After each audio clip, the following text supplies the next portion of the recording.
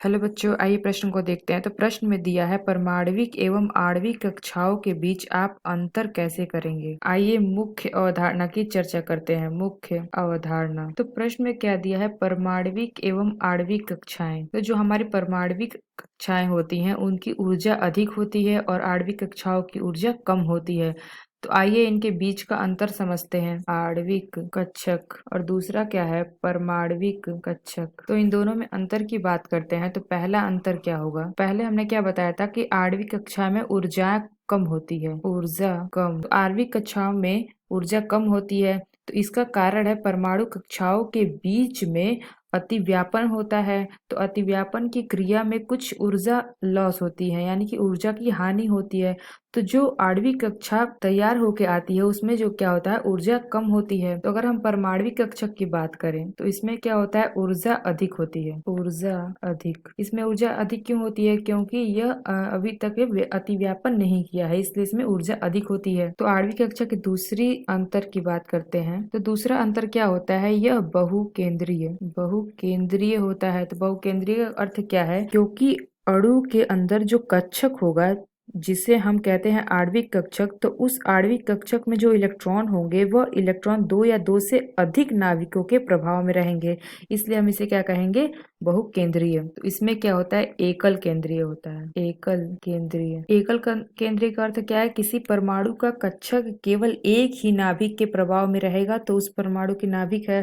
तो इसमें क्या, इसे क्या कहेंगे, एकल केंद्रीय। अगर हम तीसरी अंतर की बात करते हैं तो तीसरा हमारा क्या होगा, अधिक अस्थाई। अधिक स्थाई, अधिक अस्थाई का अर्थ क्या है, तो अधिक अस्थाई का अर्थ क्या है, क्योंकि इसमें ऊर्जा कम होगी तो अधिक अस्थाई होगा। अगर इसमें हम तीसरी अंतर की बात करते हैं तो इसमें क्या होता है, यह कम अस्थाई होता है। कम अस्थाई होता है क्योंकि इसमें ऊर्जा जो होती है अधिक होती है, इसलिए यह कम अस्थाई होगा। तो चौथे अंतर की बात करते हैं। तो जो हमारी आणविक कक्षा होती है इसमें बंध बनाने की क्षमता नहीं होती है। बंध बनाने की क्षमता, बंध बनाने की क्षमता नहीं होती है, क्योंकि पहले ही दो परमाणविक कक्षक, क्योंकि इसमें पहले दो परमाणविक कक्षक आपस में मिलकर इसका निर्माण कर लिए हैं, तो इसमें बंध बनाने की आवश्यकता नहीं होती है, इसलिए बंध नहीं बनाते हैं।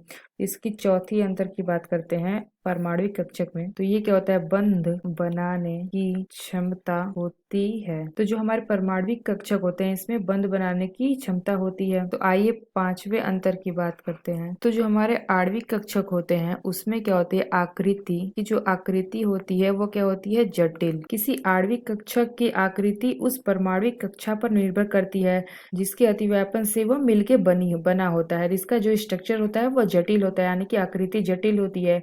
अगर हम परमाणविक कक्षा की बात करें इसमें जो आकृति होती है, आकृति सरल होती है। तो आइए छठवां को बात करते हैं। तो आणविक कक्षा को कैसे प्रदर्शित करते हैं, प्रदर्शन इसको प्रदर्शित करते हैं sigma pi, sigma star pi star से। तो इसमें छठवां की बात करते हैं कि परमाणविक कक्षक इसको कैसे प्रदर्शित करते हैं। परमाणविक कक्षक को हम प्रदर्शन एस पी डी तथा एफ से। तो जो हमारे आणविक कक्षक होते हैं इसमें अणु के लक्षण होते हैं, अणु के लक्षण। और जो हमारे परमाणविक कक्षक होते हैं इसमें क्या होते हैं, परमाणु के लक्षण, क्योंकि ये परमाणु थे, परमाणु के लक्षण दर्शाएगा, परमाणु के लक्षण। तो प्रश्न में क्या पूछा गया था, परमाणविक एवं आणविक कक्षक के बीच आप अंतर कैसे करेंगे। तो यहाँ पे हमने देखा कि जो आणविक कक्षक होती है उसकी ऊर्जा कम होती है, परमाणविक कक्षक की ऊर्जा अधिक होती है। यह बहुकेंद्रीय होते हैं और एकल केंद्रीय होता है यह, और यह अधिक अस्थायी होता है और परमाणविक कक्षक कम अस्थायी होता है। तो आशा करते हैं आपको समझ में आया होगा। धन्यवाद।